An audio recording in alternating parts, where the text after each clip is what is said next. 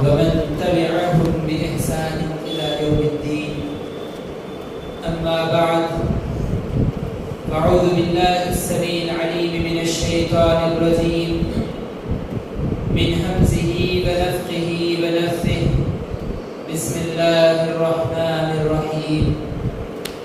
قال رب اشرح لي صدري ويسر لي أمري واحلل عقدة من لساني يفقهوا قولي.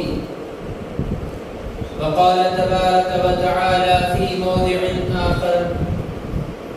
إن الذين قالوا ربنا الله ثم استقاموا تتنزل عليهم الملائكة ألا تخافوا ولا تحزنوا وأبشروا بالجنة التي كنتم توعدون. بزرگان محترم، ملت اسلامیہ کے نوجوانوں، عزیز ساتھیوں اور پردہ نشین ماں و بہنوں، ہر قسم کی تعریف و توصیف، کبریائی، بڑائی، بزرگی اس اللہ وحدہ لا شریک کے لیے زیبا و سزاوار ہے، جو اس ساری کائنات کا اکیلا خالق ہے، اکیلا مالک ہے اور اکیلا رازق ہے، جس نے ساری کائنات کو ایک مختصر سی مدت میں وجود بخشا اور اس دن سے لے کر آج تک وہی رب العالمین اس ساری کائنات میں تصرف فرما رہا ہے۔ درود و سلام ہو اللہ رب العزت کے تمام انبیاء علیہم السلام پر، جن کو رب العالمین نے انسانوں کی ہدایت اور رہنمائی کے لیے اس دنیا میں بھیجا، خصوصاً میرے اور آپ کے آخری نبی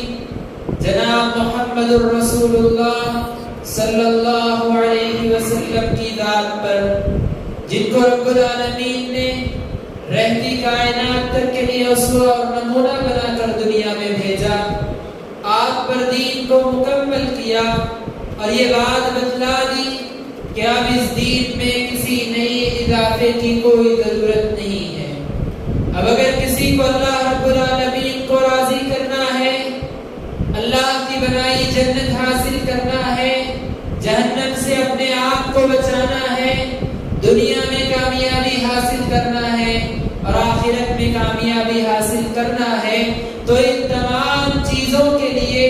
اس کو صرف ایک راستہ اپنانا ہے، وہ وہی راستہ ہے جو محمد الرسول اللہ صلی اللہ علیہ وسلم نے بتایا ہے۔ اللہم صلی علی محمد وعلی آل محمد وبارک وسلم۔ حضرات، انسانوں کو پیدا کرنے کا رب العالمین نے جو مقصد بتایا، سورہ ذاریات میں وہ مقصد یہ ہے: وَمَا خَلَقْتُ الْجِنَّ وَالْإِنسَ إِلَّا لِيَعْبُدُونَ، کہ ہم نے انسانوں اور جنوں کو صرف اسی مقصد کے ساتھ پیدا کیا کہ وہ صرف اور صرف ہماری عبادت کریں۔ رب العالمین نے انسانوں کو پیدا کرنے کا مقصد یہ بتایا، انسانوں کو وجود میں لانے کا مقصد یہ بتایا کہ وہ صرف اور صرف اللہ رب العالمین کی عبادت کرے۔ اللہ رب العالمین اگر چاہتا تو انسانوں سے صرف یہ کام لیتا اور ان کو چھوڑ دیتا، اللہ سے کوئی پوچھ نہیں سکتا۔ اللہ فعال لما یرید ہے، جو چاہتا ہے کرتا ہے اور اس کے کرنے پر کوئی اس سے سوال نہیں کر سکتا۔ لیکن یہ اللہ کی رحمت ہے، یہ اللہ کا فضل ہے کہ رب العالمین نے انسانوں پہ یہ رحمت کی کہ انسانوں میں جو نیک عمل کریں گے، انسانوں میں جو اللہ کی اطاعت کریں گے، اللہ کے فرامین کو بجا لائیں گے، اللہ رب العالمین نے ان کے لیے جنت تیار کر رکھی ہے۔ جو نیک اعمال کر کے اس دنیا سے جائیں گے، اللہ رب العالمین نے ان کے لیے جنت تیار کر رکھی ہے۔ اور جنت کیسی جنت؟ جنت کے بارے میں خود رب العالمین نے فرمایا، اللہ کے نبی روایت کرتے ہیں، یقول اللہ تعالی، اللہ رب العالمین فرماتا ہے، اعددت لعبادی الصالحین، میں نے اپنے نیک بندوں کے لیے ایسی نعمتیں جنت میں تیار کر رکھی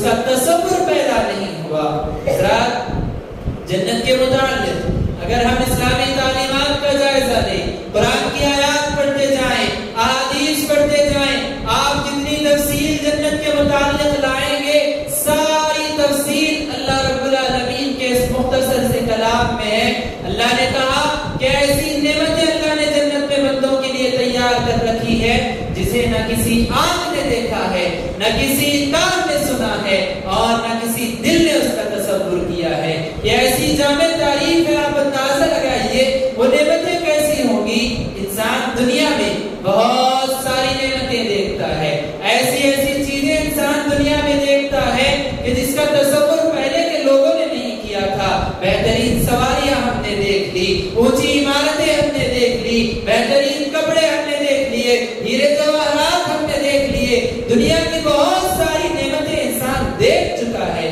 اللہ نے کہا کہ جنت کی جو نعمتیں ہیں اتنی حقیر نہیں ہے جتنی دنیا کی نعمتیں ہیں۔ جنت کی نعمتیں ایسی ہیں مالا عین رأت، جسے کسی آنکھ نے نہیں دیکھا ہے۔ کبھی ایسا ہوتا ہے کہ ہم کسی چیز کو آنکھ سے نہیں دیکھتے، لیکن اس کے متعلق ہم سنتے ہیں کہ فلاں مقام میں ایک ایسی چیز بنائی گئی ہے، ایک ایسا محل بنایا گیا ہے جو اتنا آرام دہ ہے، جو اتنا عالی شان ہے۔ کبھی ہم چیزیں دیکھتے نہیں، اس کے بارے میں سن رکھتے ہیں۔ اللہ نے کہا کہ نعمتیں دنیا کی ہے جس کے متعلق تم سنتے ہو، لیکن جنت کی نعمتیں ایسی ہے ولا اذن سمعت، اس کی صفت یہ ہے کہ کسی کان نے ان نعمتوں کے بارے میں سنا تک نہیں ہے۔ کبھی ایسا بھی ہو سکتا ہے کہ ہم کسی نعمت کو دیکھیں نہ، ہم اس کے متعلق نہ سنیں، لیکن کبھی انسان تصور کرتا ہے کہ کاش میرا ایسا گھر ہوتا جس کی اینٹیں، جس کی دیواریں، جس کی اینٹیں سونے کی ہوتی،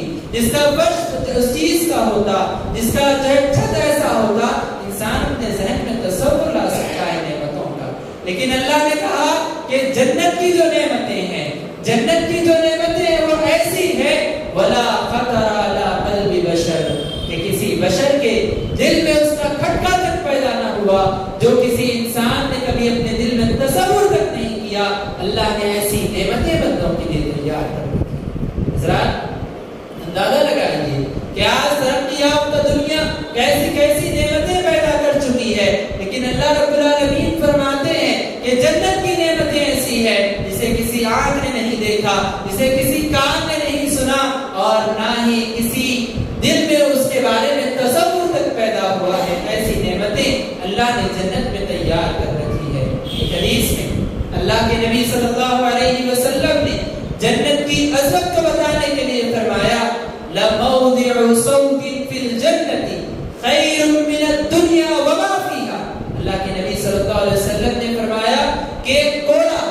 ایک ہنٹر جس سے جانور کو مارا جاتا ہے، اللہ کے نبی فرماتے ہیں کہ ایک کوڑا رکھنے کی جتنی جگہ ہوتی ہے، ایک کوڑا ہم کتنی جگہ میں رکھتے ہیں؟ 1 میٹر 1 فٹ کی جگہ میں ہمیں کوڑا جو ہے اس کو سمیٹ کے ہم رکھ سکتے ہیں۔ اللہ کے نبی نے فرمایا کہ ایک کوڑا رکھنے کی جتنی جگہ جنت کی ہے، اتنی مختصر سی جگہ دنیا اور دنیا میں موجود ساری نعمتوں سے زیادہ بہتر ہے۔ ذرا اندازہ لگائیے، یہ اللہ کے نبی کا فرمان ہے جس پر ایمان رکھنا ہمارے ایمان کا حصہ ہے۔ اللہ کے نبی فرماتے ہیں کہ جنت کا اتنا مختصر سا حصہ، جنت کا اتنا چھوٹا سا ٹکڑا دنیا اور دنیا میں موجود ساری نعمتوں سے زیادہ بہتر ہے۔ کیوں بہتر ہے؟ علماء نے شرح کرتے ہوئے بتایا کہ جنت کی نعمتیں کیوں جو ہے دنیا کی نعمتوں سے زیادہ بہتر ہے۔ بہت سارے اس کے اسباب ہیں، جن میں سے ایک بہترین سبب یہ ہے اور بڑا سبب یہ ہے کہ دنیا کی جو نعمتیں ہیں اس میں زوال ہے۔ دنیا کی نعمتیں ختم ہو جاتی ہے، انسان کی جوانی ختم ہو جاتی ہے، مالدار غریب ہو جاتا ہے، انسان بادشاہ رہتا ہے لیکن فقیر ہو جاتا ہے۔ دنیا کی نعمتوں کو زوال ہے، دنیا کی نعمتیں ختم ہونے والی ہے، چاہے انسان دنیا میں کتنا کچھ نہ اپنے پاس جمع کر لے، لیکن ایک دن آئے گا جب وہ ساری چیزیں دنیا میں چھوڑ کر اس دنیا سے چلا جائے گا۔ لہذا دنیا کی نعمتوں کو زوال ہے، اور آخرت کی کوئی نعمت ختم ہونے والی نہیں ہے۔ آخرت کی نعمتیں ہمیشہ رہنے والی ہے، آخرت کی نعمتوں میں کبھی زوال آنے والا نہیں ہے۔ لہذا جنت اتنی بہترین ہے اور اتنا بہترین مقام ہے کہ اللہ رب العالمین نے بندوں کے لیے اسے اتنا سجایا، اتنا سنوارا اور اتنا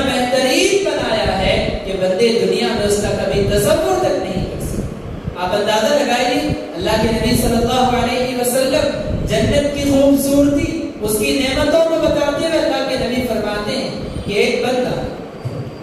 جو دنیا میں بڑی پریشانی کے ایام گزار کے آیا ہے، بہت آزمائشیں دنیا میں اس نے دیکھی ہے، زندگی میں کوئی خوشی اس نے نہیں دیکھی، ایسے بندے کو قیامت کے دن جب وہ محشر کے میدان میں آئے گا، اس نے ساری زندگی پریشانیوں میں گزاری ہے، اللہ رب العالمین کہیں گے کہ میرے اس بندے کو کچھ دیر کے لیے جنت دکھا دو، میرے اس بندے کو لے جاؤ اور جنت کا ایک نظارہ کرا کے لاؤ۔ فرشتے اللہ کے حکم کو مان کر اس بندے کو جنت کا نظارہ کرانے لے جائیں گے۔ جب وہ بندہ جائے گا، جنت کو دیکھے گا، ایک نظر جب جنت پر پڑے گی، پھر اللہ کے پاس سے لا کر کھڑا کیا جائے گا۔ اللہ پوچھے کہ بتا میرے بندے، کیا کبھی تو نے کوئی پریشانی، کوئی مصیبت دیکھی ہے؟ وہ بندہ اس نعمتوں کو دیکھ کر کہے گا اللہ یہ نعمتیں جو میں نے دیکھی ہیں، اب مجھے کوئی پریشانی یاد نہیں آتی، کوئی مصیبت یاد نہیں آتی، یہ نعمتوں کو دیکھ کر میں ساری پریشانیاں، ساری مصیبتیں بھول چکا ہوں۔ حضرات اندازہ لگائیے کہ وہ کیسی جنت ہوگی، اس کی نعمتیں کیسی ہوگی، اس میں جینا کتنا جو ہے افضل ترین، کتنا بہترین موقع ہمارے لیے۔ اسی لیے اللہ رب العالمین نے فرمایا لِمِثْلِ هَذَا فَلْيَعْمَلِ الْعَامِلُونَ کہ ایسی جنت کو حاصل کرنے کے لیے عمل کرنے والوں کو عمل کرنا چاہیے، محنت کرنے والوں کو ایسی جنت کے لیے محنت کرنا چاہیے۔ دنیا کمانے میں انسان کتنی محنت کرتا ہے، کوئی ہے گھرانے کو چھوڑ کر کسی اور ملک میں جا کر ساری قربانیاں دے کر کما رہا ہے، کوئی صبح نکلتا ہے رات ہو جاتی ہے گھر نہیں لوٹتا، دنیا کے لیے کما رہا ہے۔ اتنی محنت، اتنی مشقت ایسی دنیا کے لیے ہم کر رہے ہیں جو ختم ہو جانے والی ہے، جس کی نعمتیں ختم ہونے والی ہے، لیکن وہ جنت جو ہمیشہ رہنے والی ہے، جس کی نعمتوں کو کبھی زوال نہیں، جو اللہ نے بندوں کے لیے بنائی ہے، اس نعمتوں کے لیے ہم کہاں محنت کریں؟ اللہ نے کہا ایسی جنت کے لیے، ایسے عظیم مقام کے لیے عمل کرنے والوں کو، کوشش کرنے والوں کو کوشش کرنی چاہیے۔ صحابہ کرام کی آپ زندگیوں کو دیکھیے، جنت کا تصور، اس کو حاصل کرنے کا شوق ان کے دل میں کیسا تھا۔ ایک مرتبہ جنگ کا موقع ہے، جنگ جاری ہے، جنگ چل رہی ہے، ایک صحابی جنگ کے دوران میں ان کے ہاتھ میں کچھ کھجور تھے، یا کچھ روایتوں میں ہے کہ ان کے ہاتھ میں کچھ انگور تھے، وہ کھا رہے تھے۔ اس دوران انہوں نے اللہ کے نبی صلی اللہ علیہ وسلم سے سوال کیا، اے اللہ کے نبی صلی اللہ علیہ وسلم، کیا اگر میں اس لشکر میں لڑتے لڑتے شہید ہو جاؤں تو کیا میرے لیے جنت ہے؟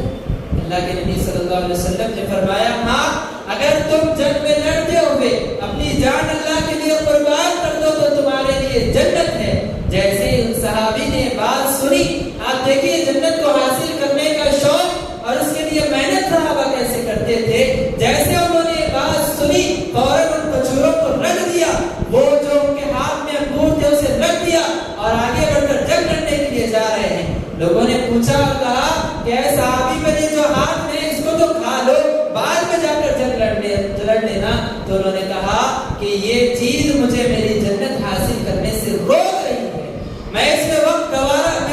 گوانا نہیں چاہتا، میں اپنی جنت کو حاصل کرنے جا رہا ہوں۔ اور روات حدیث کو بیان کرنے والے کہتے ہیں کہ صحابی آگے بڑھے، لڑتے لڑتے لڑتے لڑتے وہ خود بھی شہید ہو گئے، اور اللہ کے نبی نے ان کے بارے میں کہا کہ شخص جنت میں داخل ہو گئے۔ ذرا یہ ہے جنت کے متعلق کوشش کرنا، اور یہ ہے جنت کا شوق اپنے دل میں پیدا کرنا۔ یہ نہیں کہ ہم جنت کے متعلق سنیں، اس کی نعمتوں کے بارے میں سنیں اور مجلس سے اٹھ کر جب جائیں تو اپنی عام زندگی میں لگ جائیں، نمازیں ہم چھوڑ رہے ہیں، ہم اپنے عام معمول میں لگ رہے ہیں، تو آپ کے دل میں بھی جنت کا شوق پیدا نہیں۔ جنت کے شوق کو اپنے دل میں پیدا کیجیے، جنت حاصل کرنے کے لیے کوشش کیجیے۔ یقیناً یہ جنت اللہ رب العالمین کی نعمتوں میں سب سے بڑی نعمت ہے۔ اب حضرات جب یہ بات ہمارے سامنے واضح ہو گئی کہ جنت اللہ کی نعمتوں میں سب سے بڑی نعمت ہے جو بندے حاصل کر سکتے ہیں، تو آئیے دیکھیں کہ ہم جنت کیسے حاصل کر سکتے ہیں، میں اور آپ جنت کیسے حاصل کر سکتے ہیں، وہ کون سے اعمال ہیں جن کو کر کے بندہ اپنے لیے جنت اپنے حق میں لکھوا سکتا ہے۔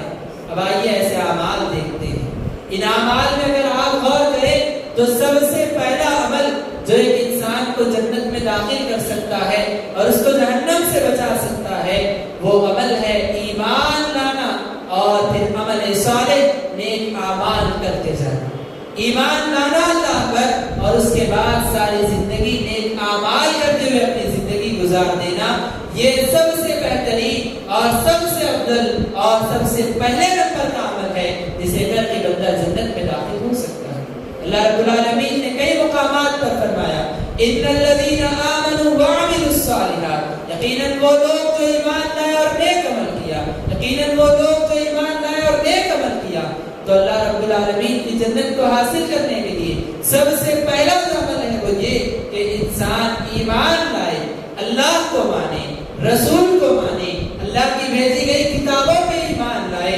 تقدیر پر ایمان لائے، آخرت پر ایمان لائے، فرشتوں پر ایمان لائے. ان تمام چیزوں پر ایمان لانے کے بعد انسان عمل میں آگے بڑھے. جو اس پر نمازیں فرض کی گئی ہے 5 نمازیں، نمازوں کا اہتمام کرے. رمضان میں جو روزے فرض کیے گئے ہیں ان روزوں کا اہتمام کرے. سال میں ایک مرتبہ جو زکوٰۃ ادا کرنی ہے وہ زکوٰۃ کو پابندی سے دیا کرے. زندگی میں ایک مرتبہ جو اس کو حج کرنا اس کے اوپر فرض ہے، یہ حج کرنے کی وہ کوشش کرے. اگر کوئی انسان یہ کام کر لے گا، ایمان لائے گا اور عمل صالح کر لے گا، اللہ کے نبی صلی اللہ علیہ وسلم کے پاس ایک صحابی ہے، آ کے اللہ کے نبی صلی اللہ علیہ وسلم سے پوچھنے لگے بتائیے اللہ نے کن کاموں کا حکم دیا؟ اللہ کے نبی صلی اللہ علیہ وسلم نے انہی کاموں کی فہرست ذکر کی. کہا کہ تم اللہ پر ایمان لاؤ، مجھ پر ایمان لاؤ کہ میں اللہ کا رسول ہوں، اور نماز کی پابندی کرو، زکوٰۃ سال میں ایک مرتبہ ادا کرو، اور اسی طرح زندگی میں ایک مرتبہ حج کر دو. وہ صحابی جب انہوں نے بات سنی یہ کہتے ہوئے واپس لوٹے لا ازید ولا ھذا ولا انقص، یہ جو آپ نے اعمال بتائے ہیں کہ اللہ پر، اللہ کے رسول پر ایمان لانا ہے، نماز قائم کرنا ہے، زکوٰۃ ادا کرنا ہے، رمضان کے روزے رکھنا ہے، زندگی میں ایک مرتبہ حج کرنا ہے، لا ازید ولا ھذا، میں ان اعمال میں کسی چیز کا اضافہ نہیں کروں گا، ولا انقص، اور نہ ہی اس میں سے کچھ میں کم کروں گا. جب اللہ کے نبی صلی اللہ علیہ وسلم نے یہ جملے سنے تو وہاں موجود صحابہ سے کہا قد افلح ان صدقہ، یقیناً یہ شخص اگر جو کہہ رہا ہے اگر ایسا اس نے اپنی زندگی میں عمل کیا کامیاب ہو جائے گا. اور ایک اور حدیث میں اللہ کے نبی نے فرمایا کہ دخل الجنت ان صدقہ، کہ یہ شخص جنت میں داخل ہو جائے گا اگر اس نے یہ عمل کر دکھایا. تو حضرات سب سے پہلا عمل اور سب سے پہلی چیز، پہلا سبب جنت میں داخل ہونے کا یہ ہے کہ ہم ایمان لائے اور اس کے بعد عمل صالح ہم کریں، نیک اعمال میں ہم آگے بڑھنے لگ جائیں.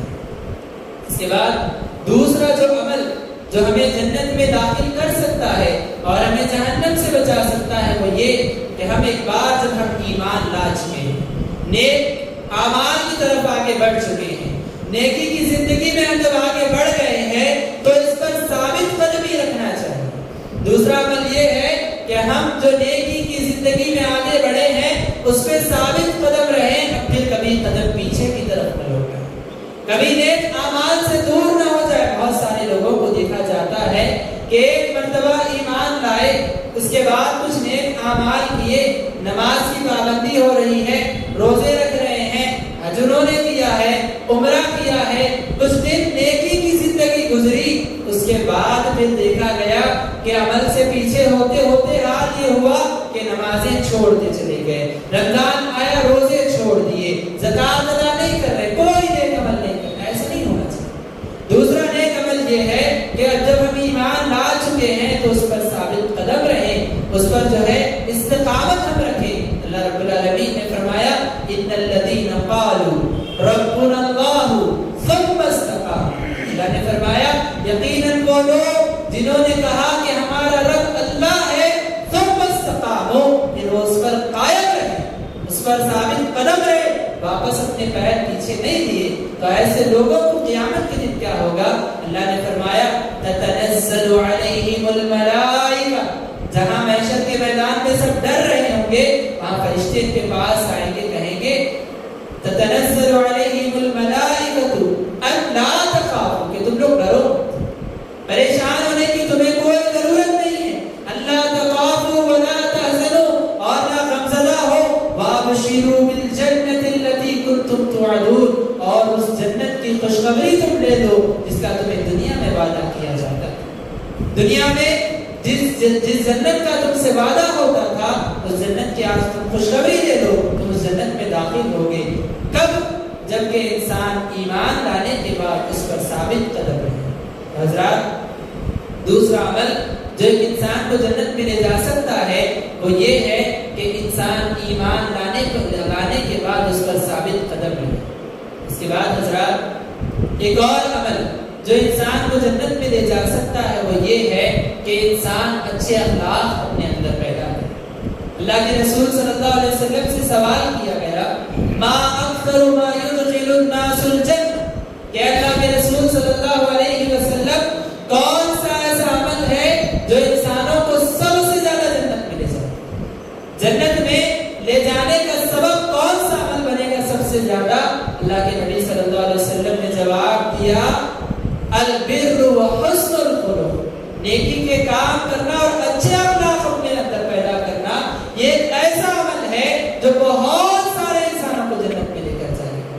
بہت سارے انسان اس دروازے سے اخلاق کی وجہ سے، اخلاق کو اپنے اندر اپنانے کی وجہ سے جنت میں داخل ہو جائیں گے۔ ہمارے نبی اخلاق کی تعلیم دے رہے ہیں اور آج ہم مسلمان ہیں کہ اخلاق سے ہم دور ہوتے جا رہے ہیں، بد اخلاقی ہمارے اندر آتی جا رہی ہے۔ ایک دور تھا کہ مسلمان ایسے ہوتے کہ جن کی زبان اچھائی کے لیے جو ہے کھلا کرتی، وہ بات کرتے تو تہذیب سے بات کیا کرتے، ان کی زبان سے شائستہ الفاظ نکلا کرتے، گالی گلوچ دینا ان کا جو ہے ان کا منہج نہیں ہوتا، وہ کبھی اپنی زبان سے گالی نہیں دیا کرتے۔ اور آج ہم دیکھتے ہیں کہ مسلمان جب بات کرتے ہیں گالی اپنی زبان سے نکالا کرتے۔ مسلمان وہ تھے جو اپنے وعدے کے پابند ہوا کرتے تھے، لیکن آج مسلمان وعدوں کو توڑتے ہوئے نظر آ رہے ہیں۔ مسلمان وہ تھے جب تجارت کرتے تو لوگ ان پر بھروسہ کیا کرتے کہ امانت دار ہے، لیکن آج مسلمان کو دھوکہ دے رہا ہے، مسلمان کے ساتھ خیانت کر رہا ہے۔ اللہ کے نبی نے جو اسلام سکھایا تھا، اللہ کے نبی کے دور کے مسلمان وہ تھے جو سچ بات اپنی زبان سے کیا کرتے، کبھی جھوٹ نہیں بولتے تھے، لیکن آج مسلمان جھوٹی باتیں اپنی زبان سے کہتے ہوئے نظر آتے ہیں۔ مسلمان وہ تھے، اسلام میں جو اسلام سکھایا گیا ہمارے لیے وہ اسلام یہ تھا کہ ہم کسی مسلمان کو تکلیف نہ دیں، کسی مسلمان کو ہم سے تکلیف نہ ہو، یہ ہمیں سکھایا گیا تھا۔ لیکن آج ہم کتنے مسلمانوں کو تکلیف دیتے ہیں، ہماری گاڑی راستے میں ایسے ہم رکھ دیتے ہیں کہ جس کی وجہ سے سارا راستہ پریشان ہے، ہم دعوت کرتے ہیں تو سارا راستہ بند کر دیتے ہیں، جس سے گزرنے والے کئی مسافروں کو تکلیف ہو گئی۔ اللہ کے نبی صلی اللہ علیہ وسلم نے اس بات کو سخت ناپسند کیا کہ راستوں کو روکا جائے۔ اللہ کے نبی نے ایک مرتبہ صحابہ سے کہا کہ تم راستوں میں نہ بیٹھا کرو۔ صحابہ راستوں میں بیٹھ کر باتیں کیا کرتے تھے تو اللہ کے نبی نے کہا کہ راستوں میں نہ بیٹھا کرو، راستوں میں بیٹھنے سے مسافروں کو تکلیف ہوتی ہے۔ صحابہ نے کہا اللہ کے نبی راستوں پر بیٹھ کر یہ ملاقات کرتے ہیں، ہم اس کو چھوڑنا ہمارے لیے مشکل ہے۔ تو اللہ کے نبی نے کہا اگر راستوں میں بیٹھنا ضروری ہے تو راستے کا حق ادا کرو، کہ جب کبھی راستے میں کوئی چیز تکلیف کا دیکھو اس کو راستے سے دور کرو، گزرنے والوں کو سلام کیا کرو، اور اگر کوئی تکلیف میں اس کی مدد کیا کرو۔ اسلام نے ہمیں یہ بات سکھائی تھی، اور آج ہم راستوں کو بند کرتے ہوئے، راستوں میں تکلیف کا چیزوں کو رکھتے ہوئے ہم نظر آ رہے ہیں۔ لہذا حضرات کوشش ہم یہ کریں کہ ہم اپنے اندر اچھے اخلاق کو پیدا کریں، وعدہ کریں تو وعدے کو نبھانے کی کوشش کریں، جب بات کہیں تو سچ بات کہنے کی کوشش کریں۔ یہ سارے ایسے اعمال ہیں جو انسان کو جنت میں لے جاتے ہیں اور انسان کو جہنم سے بچا لے جاتے ہیں۔ حضرات آپ اندازہ لگائیے اچھے اخلاق کے اللہ رب العالمین کے نزدیک کتنی اہمیت ہے کہ اللہ کے نبی صلی اللہ علیہ وسلم نے ایک واقعہ بیان کیا کہ ایک شخص مسافر تھا، سفر میں جا رہا تھا، راستے میں سفر کر رہا تھا، سفر کرتے کرتے اسے پیاس لگی، اسے پیاس محسوس ہونے لگی تو وہ شخص گزرتے گزرتے کنویں کی تلاش میں نکل گیا۔ پانی کی تلاش میں وہ اپنے سفر میں ادھر ادھر ڈھونڈنے لگا پانی کو، اور قسمت سے اسے ایک کنواں مل گیا۔ کنویں میں اتر کر اس نے پانی پی لیا، اور پانی پی کر شمشیر ہو کر مطمئن ہو کر کنویں سے باہر نکلا۔ جب کنویں سے باہر نکلا تو کیا دیکھتا ہے کہ کنویں کے باہر ایک کتا ہے، کنویں کے باہر ایک کتا ہے اپنی زبان نکال کر زمین کو چاٹ رہا ہے۔ جب اس نے منظر دیکھا تو اس نے اپنے دل میں کہا کہ کتے کو بھی آج وہی چیز محسوس ہو رہی ہے، وہی تکلیف ہو رہی ہے جو تکلیف کے کچھ دیر پہلے مجھے ہو رہی ہے۔ اور اس کے دل میں اس کتے کے لیے رحم پیدا ہوا اور اس نے اخلاق کا مظاہرہ کرتے ہوئے وہ پھر کنویں میں اترا۔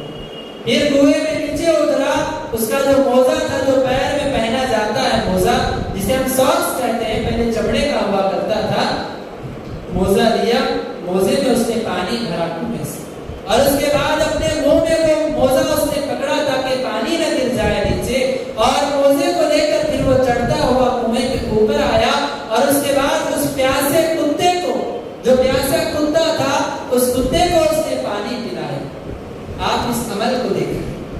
یہ عمل آپ کو چھوٹا نظر آئے گا، ایک شخص کتے کو پانی پلا رہا ہے۔ کتا ایک ایسا جانور ہے، اللہ کے نبی صلی اللہ علیہ وسلم نے فرمایا اذا ولغ الكلب في اناء احدكم، اگر کتا تم میں سے کسی کے برتن میں منہ ڈال دے تو یہ اتنا نجس، اتنا ناپاک جانور ہے، تغسلوه 7 مرات، اللہ کے نبی نے کہا اس برتن کو 7 مرتبہ،